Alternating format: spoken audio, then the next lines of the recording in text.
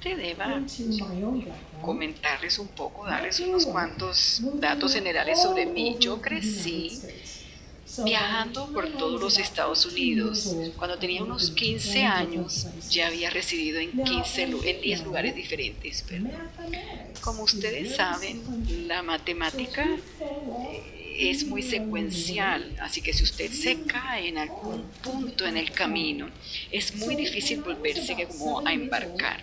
Cuando tenía como unos 7 años, nos estábamos mudando de Texas hacia Massachusetts y de pronto en las tablas de multiplicación cuando llegué estaban mucho más adelantados que yo.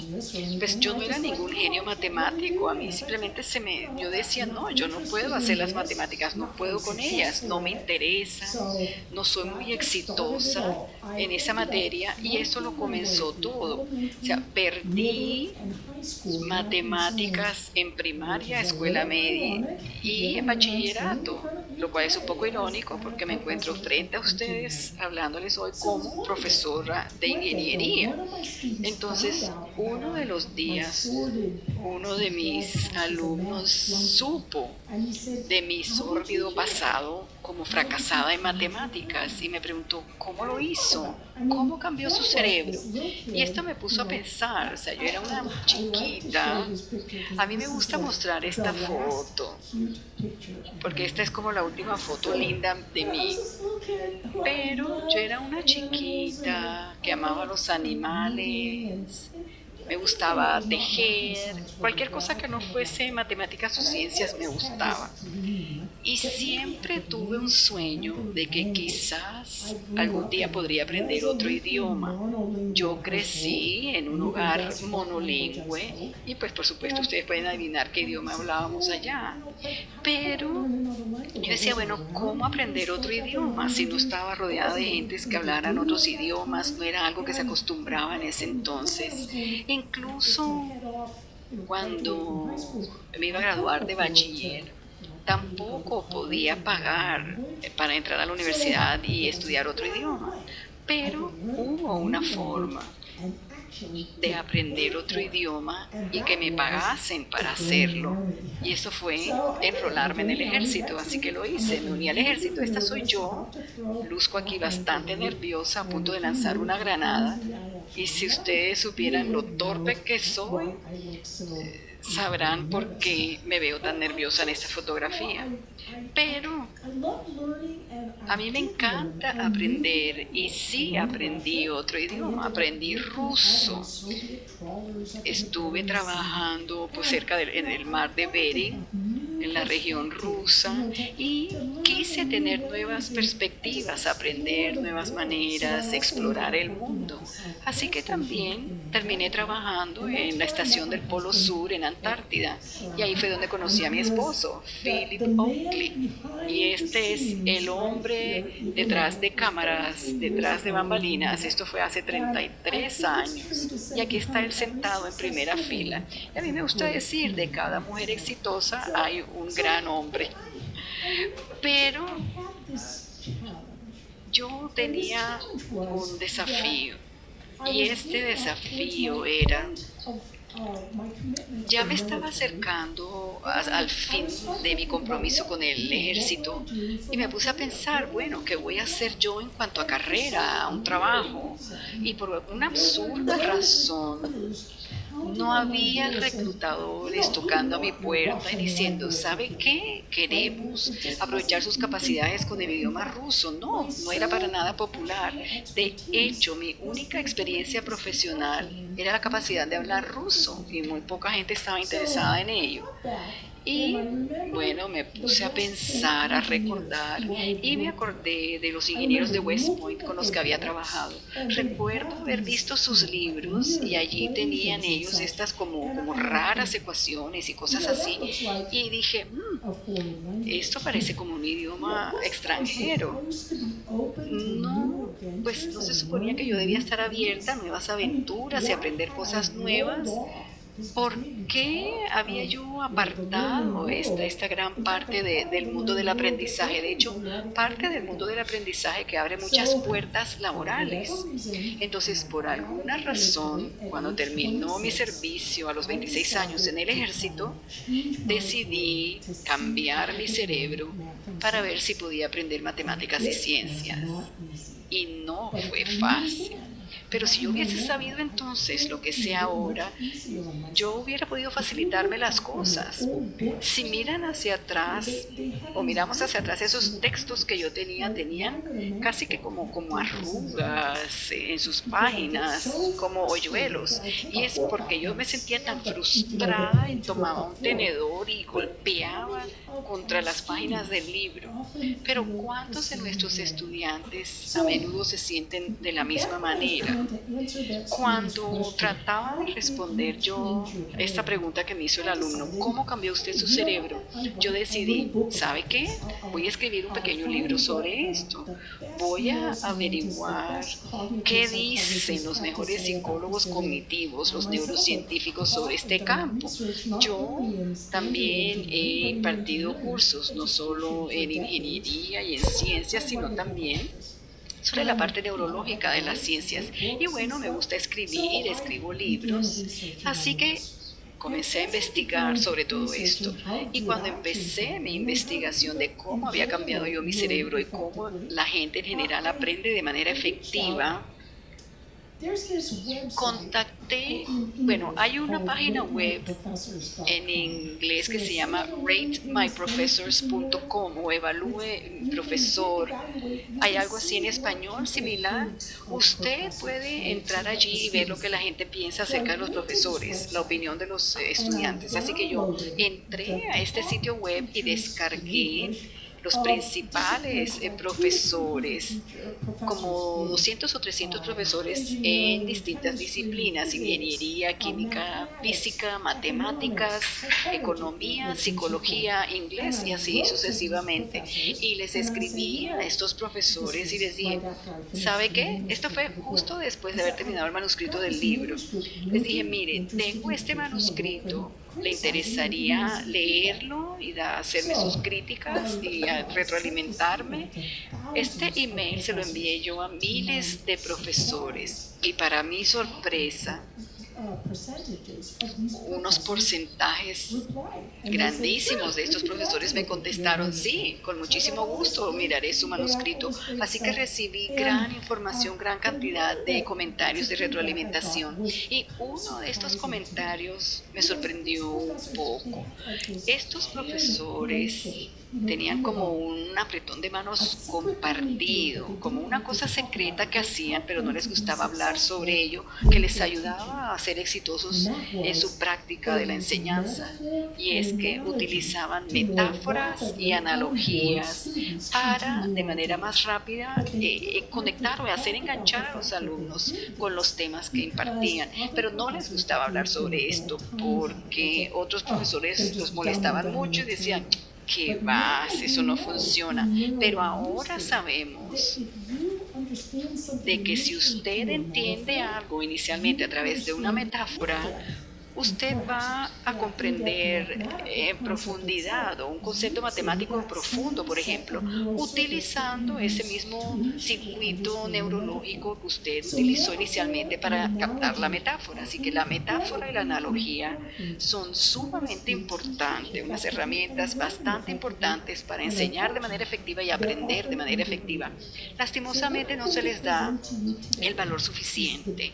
Así que hoy les voy a presentar lo mejor de lo que yo descubrí desde los neurocientíficos de primer nivel, del aspecto psicológico, de mi experiencia impartiendo materias muy difíciles a nivel universitario, y voy a compartirles estas ideas importantes acerca de cómo aprendemos de manera efectiva.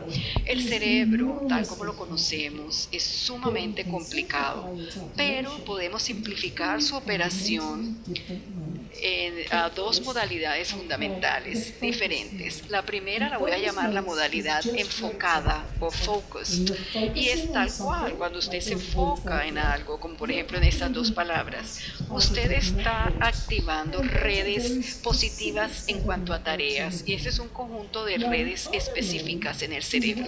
La otra modalidad es lo que yo llamaré la modalidad difusa, y este es un conjunto completo de estados de descanso neurológico, de los cuales el más prominente se llama la red default.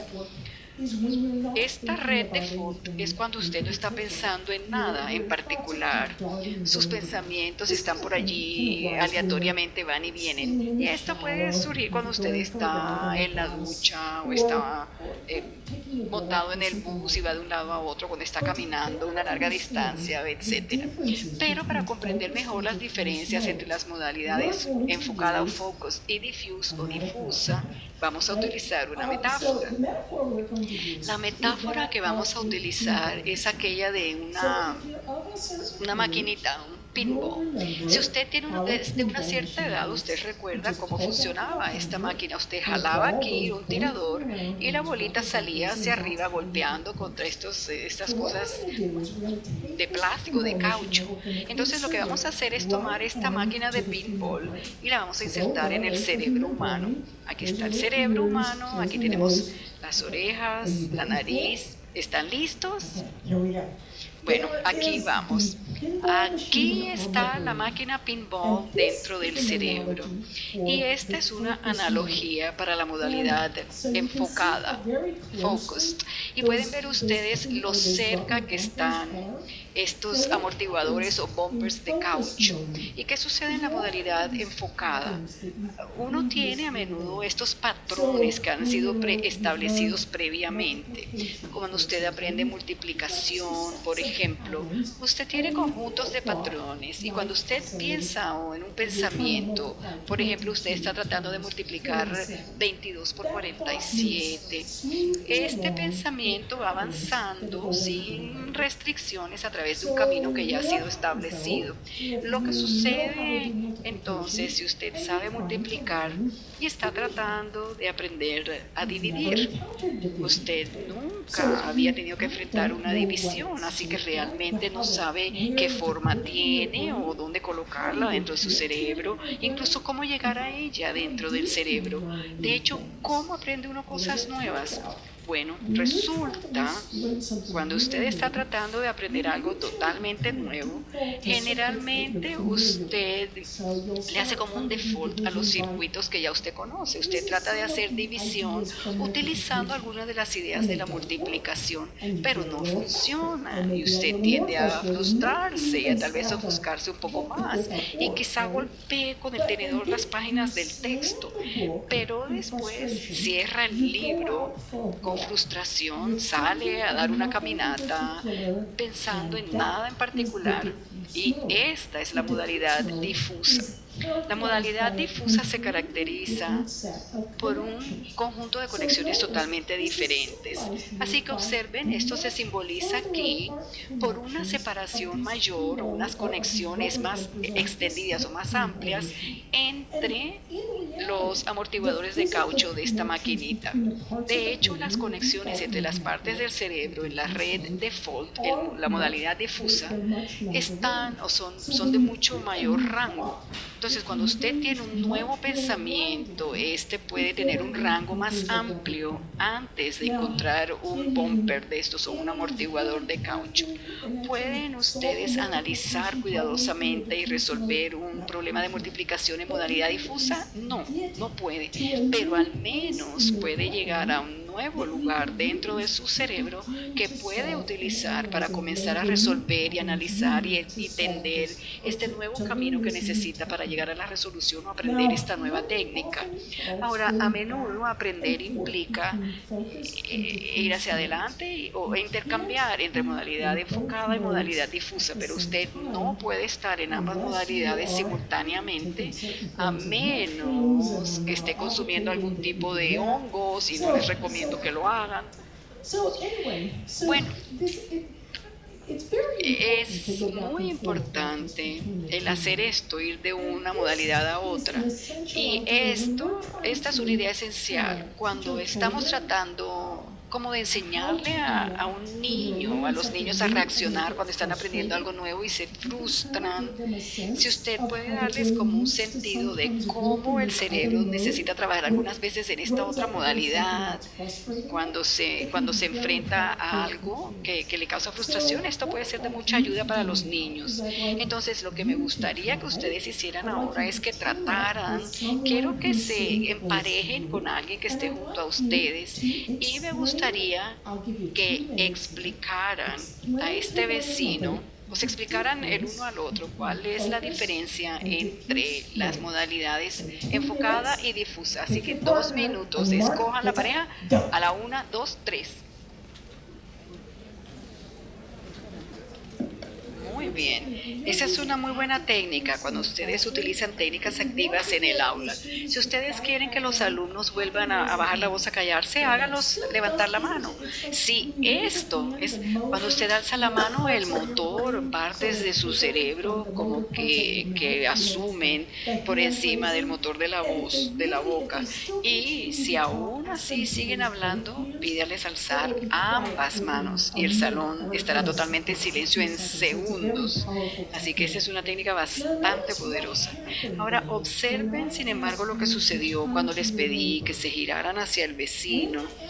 Cuando les pedí que hicieran eso, ustedes se habían venido centrando o enfocando en mí o en la presentación en pantalla.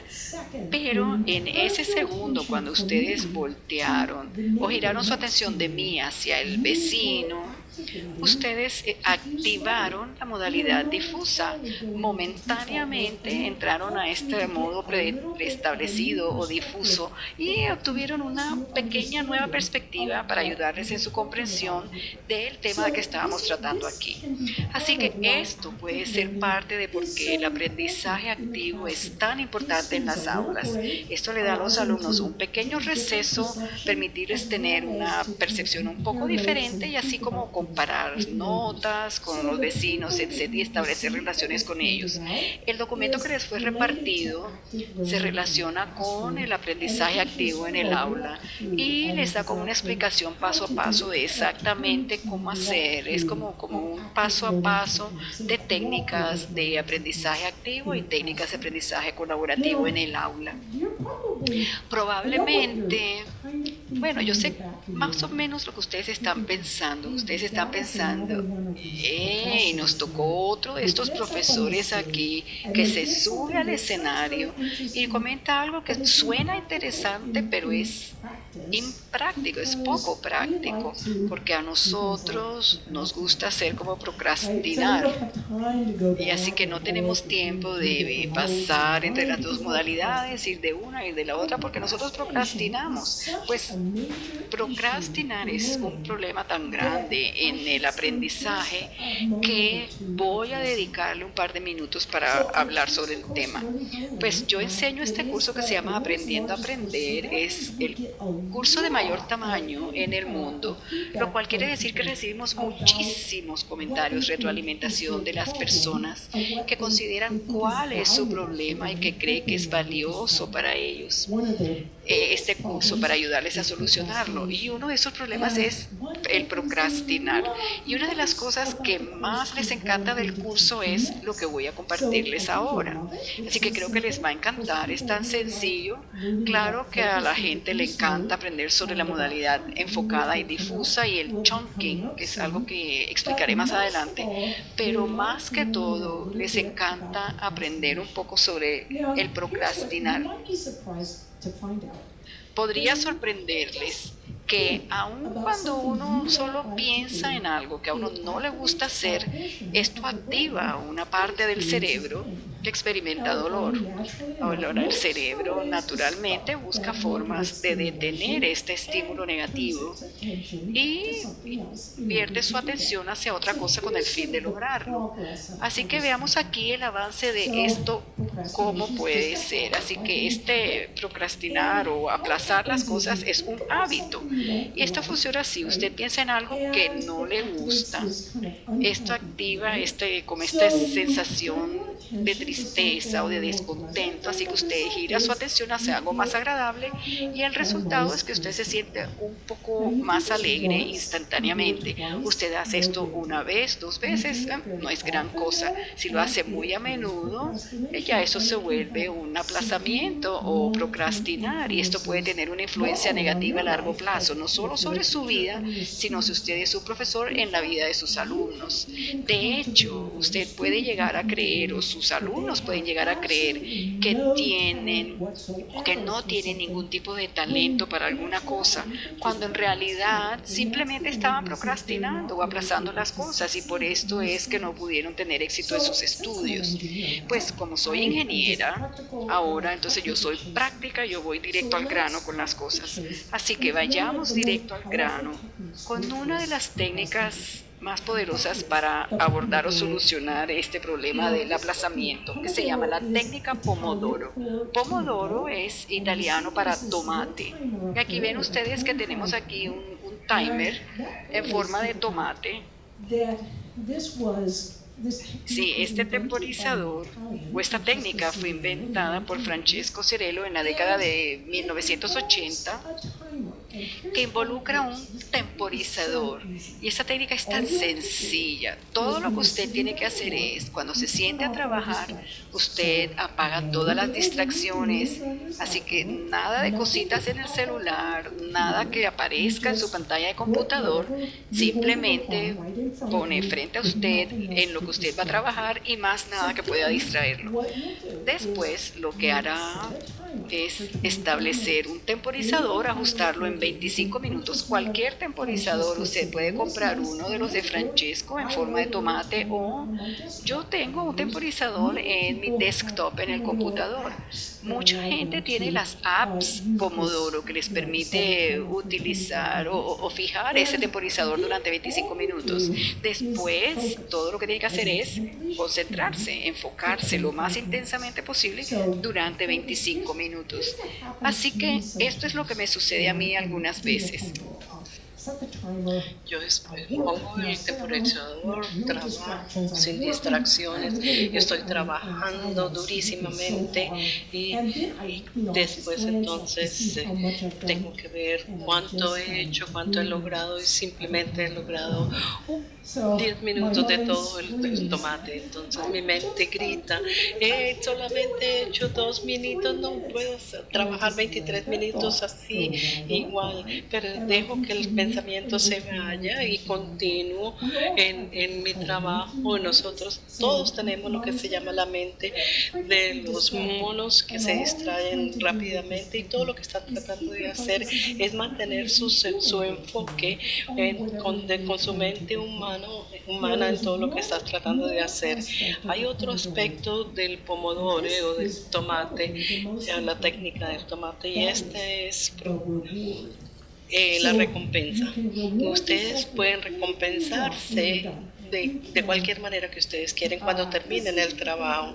Pueden escuchar su canción favorita, pueden tomarse un café, pueden ir a Facebook, pueden ir a Twitter, pueden ir a caminar, cualquier cosa que los recompense de la tarea que hicieron. Al darse a usted mismo ese tipo de recompensa, le ayudará a cambiar su mente y entonces asociar eso, el terminar un trabajo con un placer, y entonces el proceso de trabajo va a ser un placer en sí y eso mejorará su habilidad de enfocarse. Hay otra cosa que está sucediendo. Nosotros pensábamos que la única manera de aprender era cuando se enfocaba en algo, pero hemos descubierto que eso no es verdad.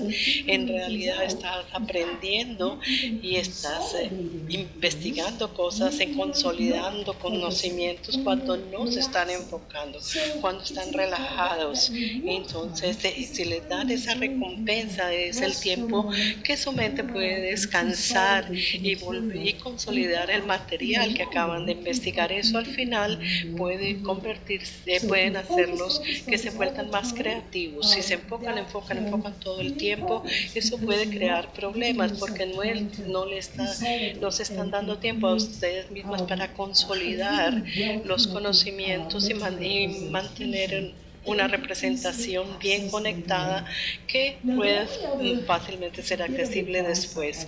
El otro consejo que quisiera darles es que cuando ustedes están sentándose, haciéndose un pomodoro, no se sienten ahí simplemente y decir, yo voy en realidad terminar esto, voy a terminar todo el trabajo.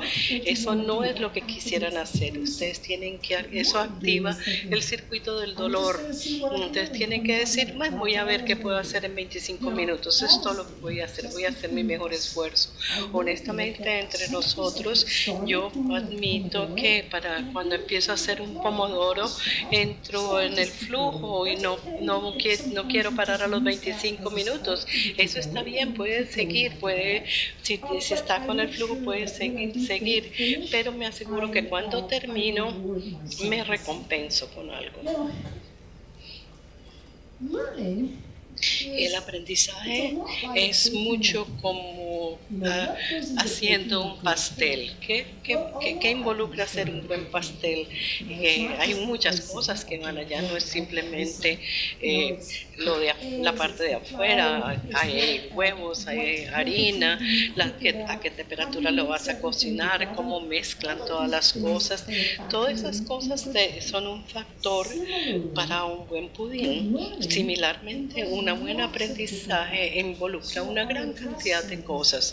Yo voy a explicarles algunos de estos factores. Una de las más importantes es, y ustedes están diciendo, yo sabía eso, pero ustedes, el sueño. ¿Y por qué es importante el sueño?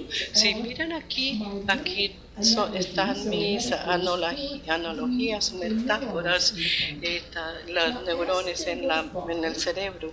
A medida que pasa el tiempo, esto se vuelve más y más metabolizado y entonces esto va al fluido cerebral, y esta es parte porque a medida que pasa el día no eres tan fresco mentalmente. Ustedes podrían decir, pero esperen, hay fluidos cerebral que está pasando porque simplemente no lava todas esas toxinas, pero esas neuronas son tan grandes que bloquean el flujo del fluido cerebral, y que lo que pasa cuando duermen es que sus células del cerebro se disminuyen, se vuelven más pequeñas, se encogen, y entonces las células del cerebro se encogen, y eso permite que el fluido cerebral lave todas esas toxinas y las saque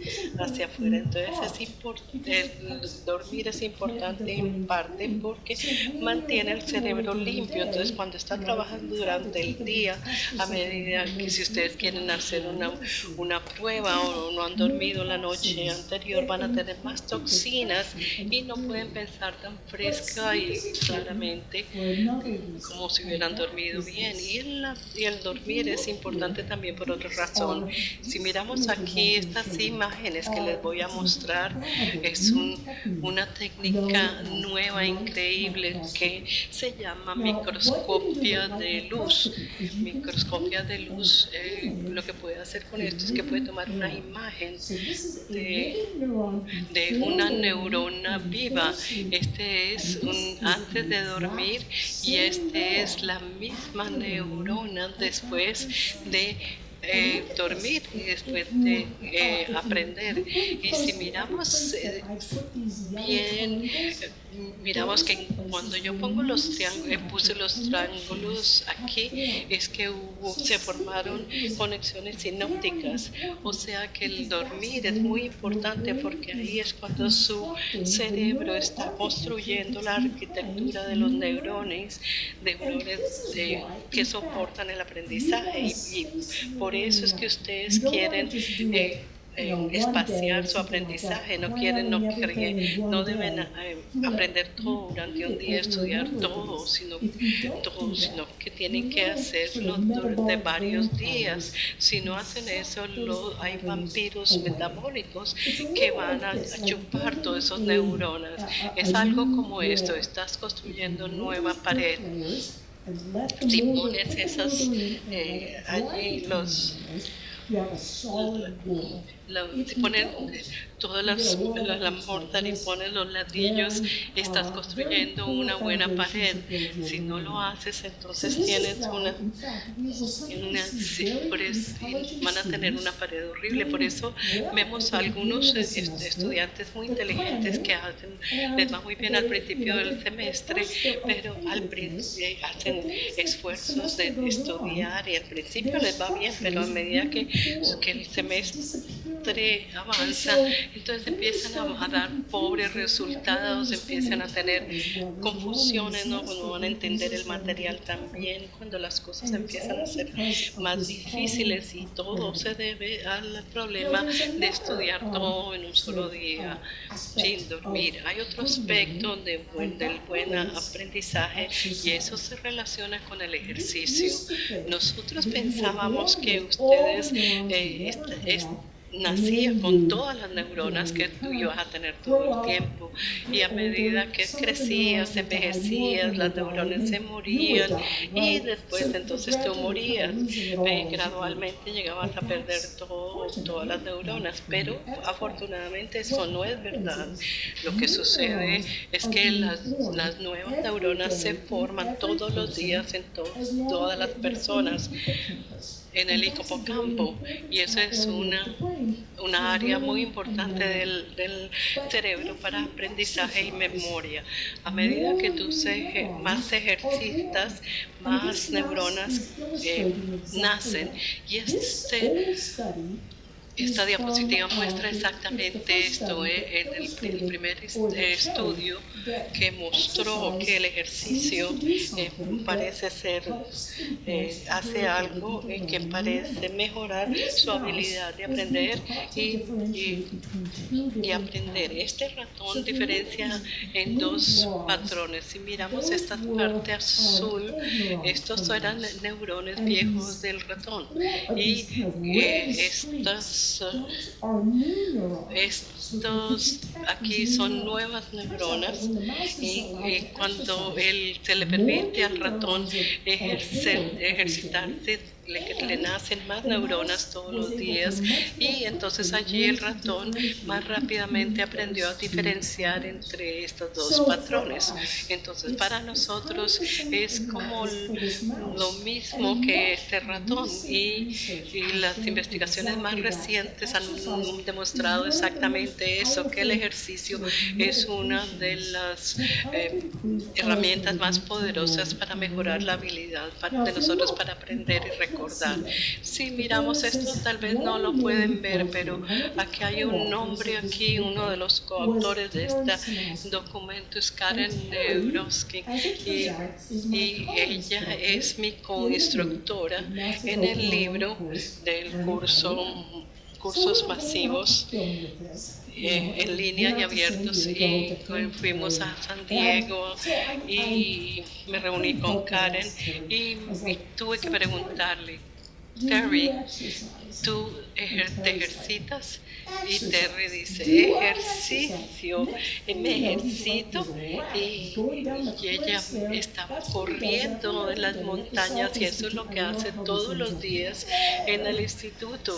Y sí, entonces ella es una neurocientífica legendaria, es una de los 10 personas que es simultáneamente miembro de todas las academias de los Estados Unidos de neurociencia. Y estoy convencida que una de las razones por el éxito de Terry es que él hace lo que dice, él no simplemente se sienta a escribir, sino que toma los mejores resultados, los aplica a su propia vida y hace exactamente lo que aconseja. Entonces vamos a cambiar ahora de tema. Vamos a hablar un poco acerca de la memoria. Entonces, para nuestros objetivos aquí, todos tenemos un sentido que la memoria tiene alguna relación con el aprendizaje. Entonces, para nuestros fines vamos a hablar de dos diferentes tipos de memoria. La memoria a corto plazo, que es como la memoria de trabajo, y la memoria a largo plazo. Y cada una, como suena, es lo que es en realidad. La memoria a corto plazo es las cosas que recuerdas rápidamente, y la memoria a largo plazo es algo que te acuerdas de hace muchos años. Entonces, la memoria a corto plazo, pensamos que teníamos algo como 7 puntos para la memoria de trabajo, o sea que no se podría poner hasta 7 números o 7 algo, pero ahora nos estamos dando cuenta que probablemente es solamente como 4 que puedes retener ahí en tu memoria de trabajo. Puedes tener café en la mañana, me tengo que lavar los dientes, son 2 cosas. Lo que esto significa es que cuando se están enfocando en algo, es un poco como tener como una atención en muchas cosas que les permite ir hacia esos puntos de la memoria de trabajo a memoria de largo plazo y hacer buenas conexiones. Cuando los estudiantes están aprendiendo, algunas veces no se dan cuenta qué tan importante debe ser enfocarse sin distracciones. Entonces, algunas veces yo tengo un estudiante que llega y me dice, ¿cómo pude fallar esta prueba? Estudié 10 horas ayer para esto. Yo digo, bueno, eso es tratar de aprender todo en un solo día. Y después cuando los estudiantes estudian por 10 horas, ¿cuánto tiempo de esas 10 horas fue distracciones, alguien hablándole, escuchando música, escuchando el radio? Cuando tratan de hacer 2 cosas a la vez, lo que sucede es que en algún sentido metafórico están perdiendo uno de esos puntos de la memoria de trabajo y eres menos eficiente con el uso de tu memoria. En un sentido real te está volviendo más estúpido. Entonces, por eso es que es tan importante enfocarse simplemente en estudiar y no tratar de hacer muchas cosas y escuchando otras cosas. Como contraste, aquí les estoy mostrando el modo difuso y miren cómo hacen conexiones al azar. Las conexiones son más al azar, entonces así es su pensamiento, más al azar. ¿Cómo obtenemos algo desde la memoria de trabajo a la memoria de largo plazo? La mejor manera de hacer eso es en realidad practicar. La práctica puede hacer, si no completamente permanente, por lo menos más permanente. Entonces se forma un patrón neural, una representación, y esto sucede algo como esto. Primero aprendes algo y como que lo entiendas, pero mientras más lo practicas, el patrón se vuelve más profundo. Por eso es que los estudiantes, desafortunadamente, por lo menos en los Estados Unidos y en algunas partes de Europa, ha habido un énfasis real en comprender las cosas. El punto de oro es en comprenderlo. Y dicen, si lo comprendes ya lo tienes, pero eso no es real, eso no es la realidad. Lo que en realidad realidad sucede es que tiendes como un poco de comprensión, pero si se practica, entonces solamente a medida que lo practica y que lo utilizas es cuando la verdadera comprensión se desarrolla. Entonces yo tenía un estudiante que venía aquí y me mostraba su examen y lo falló y decía, no puedo creer que fallé en este examen, yo estudié y le entendí cuando tú lo explicaste en clase y ellos piensan que al comprender es todo lo que necesitan, entonces no practican, no. Y esto me lleva a una de las partes más importantes de esta presentación, y eso involucra la idea de chunking o de agrupar, de hacer grupos. Y esto tiene una gran cantidad de investigación científica, pero casi nunca lo enseñan en las escuelas de pedagogía. ¿Qué es chunking o agrupar? Cuando miramos primero miramos el patrón por primera vez, o sea, una ecuación o un problema que ves por primera vez y estás tratando de resolver, ¿qué pasa? Su memoria de trabajo se está enloqueciendo, inclusive lo podemos sacar una imagen, se puede ver cómo la memoria está trabajando fuertemente, pero una vez que se entiende el concepto, lo que sucede es que es como si se consolidaran la idea en un grupo, en un chunk neural, y que se podría fácilmente traer a la mente. Y miren lo que está sucediendo. Entonces tienes aquí la memoria del trabajo y tienes todos los otros puntos que están libres. Entonces algunas veces los estudiantes vienen y me comentan y me dicen, reprobé este examen, yo sabía el material, de verdad no sabía, sino que me dio mucha ansiedad, y yo he aprendido a través de los años que la ansiedad a los exámenes es algo real. Yo sufría de eso, algunas veces me iba muy bien en los exámenes, otras veces me iban malísimo y había estudiado igual para las dos, pero para muchas personas que sufren de ansiedad a los exámenes porque en realidad no han estudiado de manera efectiva.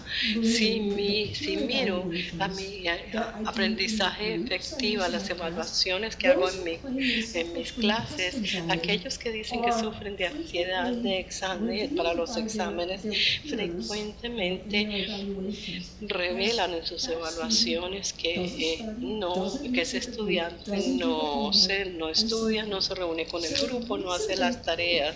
Entonces, las razones por las que piensan que sufren de ansiedad es que cuando empiezan a mirar el examen y de pronto encuentran que están allí, sus memorias están locas con la sobrecarga y creen que es ansiedad de las pruebas, pero en realidad es que no han aprendido el material de manera efectiva, y esa es la primera vez que descubren eso. Entonces, esto les da una buena comprensión de lo que es el chunking o la agrupación. Y esto es mi hija menor, nuestra hija menor. Cuando nosotros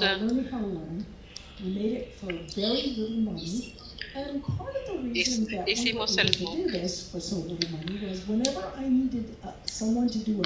MOOC, o sea, el curso, y como lo hicimos con tan poco dinero, entonces yo le pedí a mis hijas que me sirvieran de modelos y lo hacían sin cobrarme nada.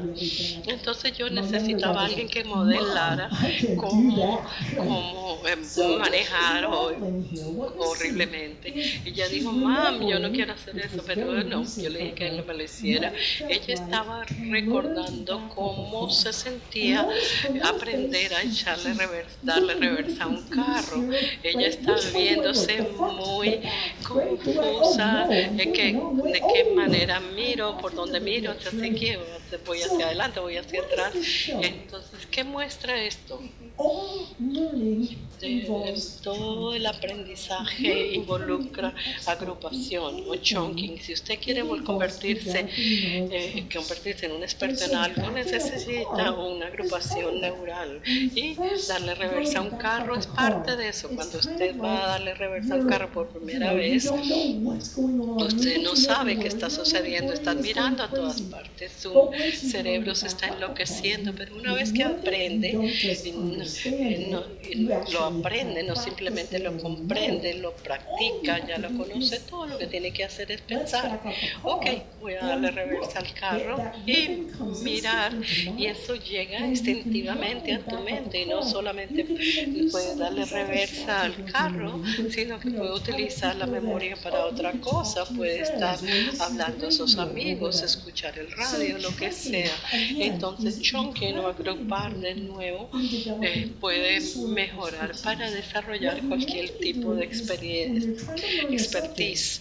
Cuando quieres aprender algo, quieres desarrollar como una biblioteca de estas patrones neurales, o sea, esas agrupaciones, hay que desarrollar esa biblioteca.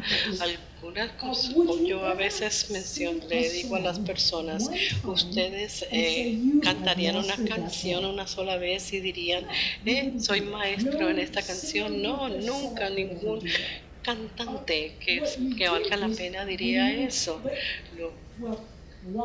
¿Por qué permitimos que los estudiantes simplemente hagan un problema una sola vez y decir ya lo saben?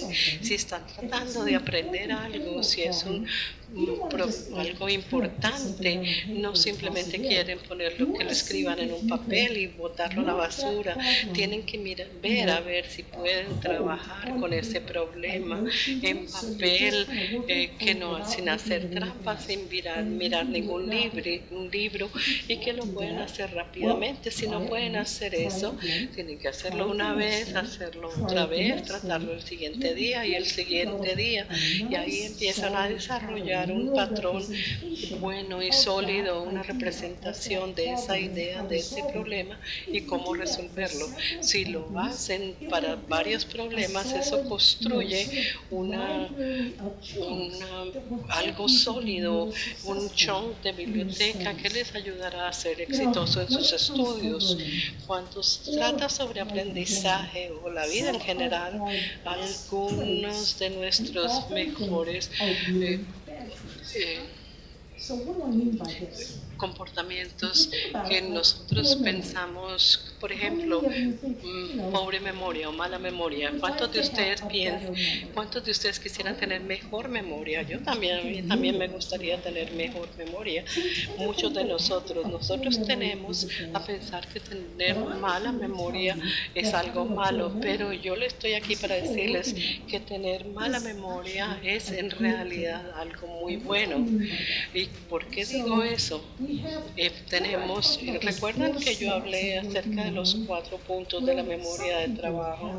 Algunas personas tienen como memorias de acero, de trampas de acero. Ellas pueden tenerla ahí, resolver problemas, en realidad funcionar y seguir adelante con lo que ellos piensan. Y algunas personas como yo que tienen decir,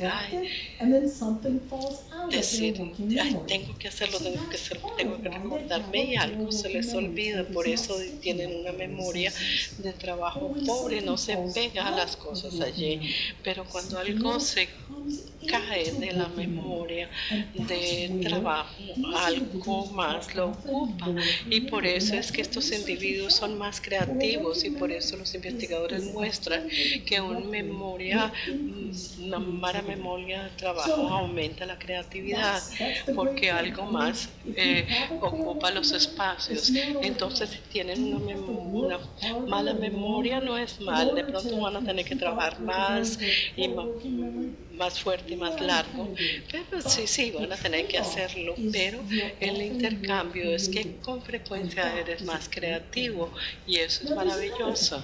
Hay otra cosa, lo que a mí me gustaría pensar que son los pensadores lentos. Hay personas a quien les hace una pregunta y hay una persona en el frente y hay personas que inmediatamente alzan la mano y dicen yo no, ya tengo la respuesta y otras personas tienen, las que contestan rápidamente tienen como una mente de un carro de carreras, pero hay otras personas que son más lentos, llegan al final, llegan al punto, pero más lentamente. Pero piensan acerca de la experiencia de una persona que es lenta, que va caminando, puede escuchar a los pájaros, pueden ver las hojas, las flores, tienen diferentes experiencias y en algunas formas esa experiencia es más profunda y más rica. Por eso mi héroe en ciencia es una persona que se llama Santiago Ramónica. Él trabajó en neurociencia y trabaja en neurociencia y decía algo bien interesante. Yo no era un genio, yo era persistente y era flexible en el hecho de los datos que decían que yo estaba equivocada. Yo cambié equivocado, cambiaba mi mente y lo que los genios tratan de hacer, ellos están tan acostumbrados de ser inteligentes y tener la razón que ellos llegan a conclusiones rápidas y no cambian su mente cuando están equivocados. Entonces, si ustedes tienen mentes de caminante, de lentos, o sus estudiantes, eso es maravilloso, son porque pueden hacer cosas que los genios no pueden hacer. Esta mujer, María Mirzakhani, ganó un reconocimiento en su campo, pues como él ganó un premio en matemáticas. Él era como cuando era joven le dijeron que pensaba muy lentamente para convertirse en una matemática y ahora ella es una de las matemáticas más creativas que está del mundo. Entonces aquí me gustaría comentarles dos ideas relacionadas con las ilusiones de aprendizaje competitivo.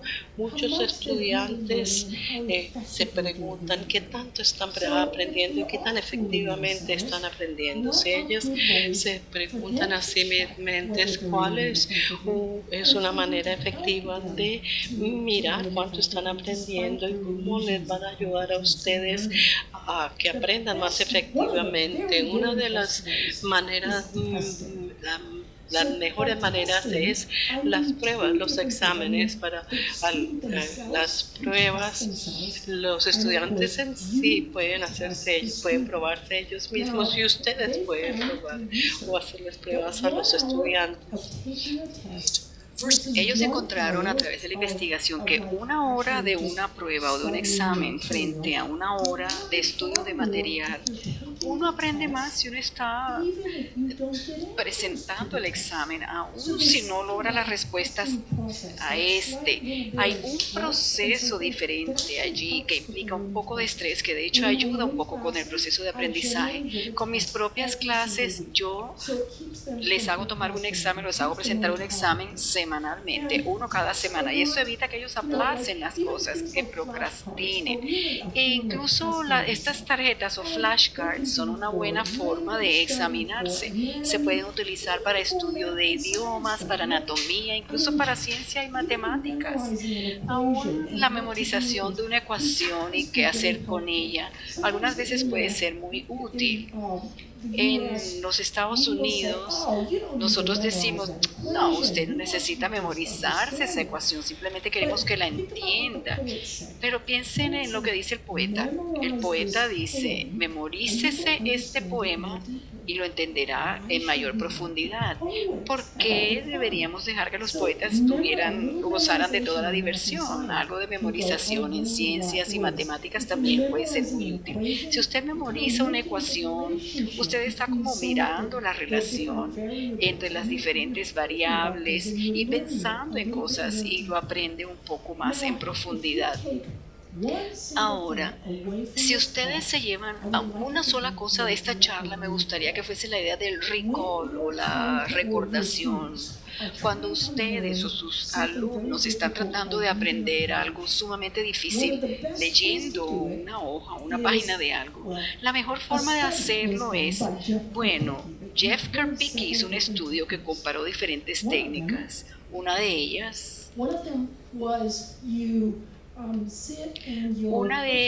fue, a ver, déjenme, voy a tomar un poquito de agua.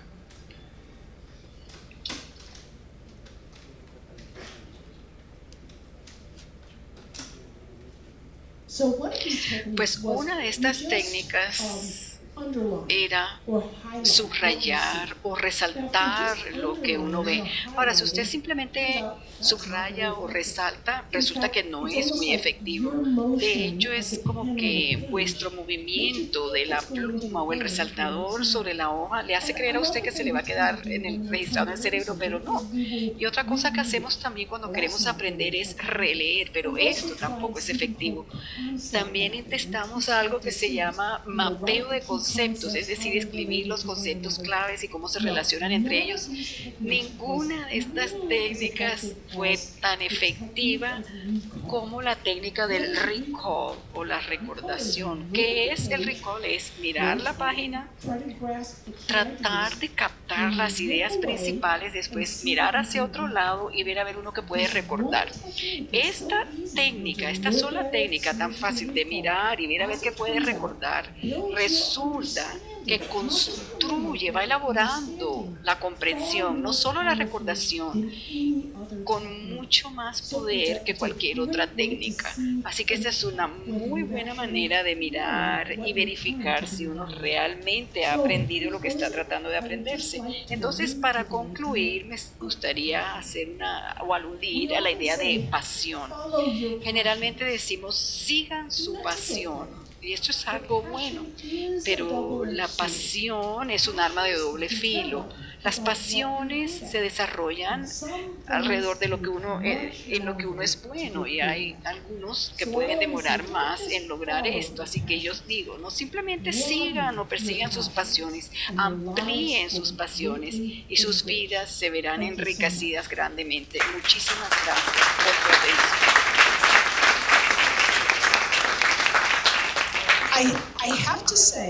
Tengo que decir que algunas de las cosas que veo por la elaboración de MOOCs, particularmente aquí en Uninorte, debo felicitar a Edna porque está haciendo una labor fantástica aquí.